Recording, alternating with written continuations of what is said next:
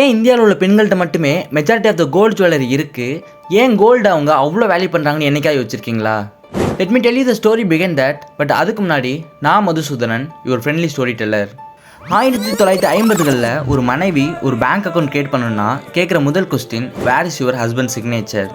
S, even அந்த money அந்த பெண்ணோட உழைப்பால் கிடைச்சதா இருந்தாலுமே அவங்களால ஒரு ஆணோட கையெழுத்து இல்லாமல் அக்கௌண்ட் கிரியேட் பண்ண முடியாது. ஆமாம், பணத்துக்கும் மீசை இருந்தது.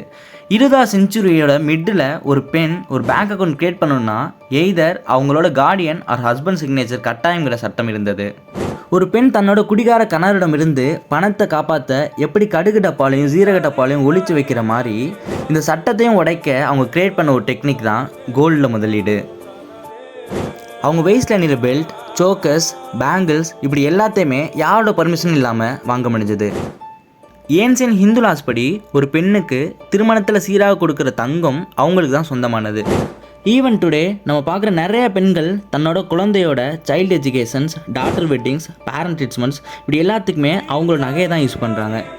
S, gold has always been a mother's last and silent sacrifice. ஒரு பெண்ணால் ஃபினான்ஸ்லாம் ஹேண்டில் பண்ண முடியாதுன்னு சொன்ன அதே சொசைட்டி மொத்த ஃபேமிலிஸோட நெட்வொர்த்தையும் உடம்பு ஃபுல்லாக அணிஞ்சிருக்கான்னு சொல்லுது. இன்ட்ரெஸ்டிங்கில்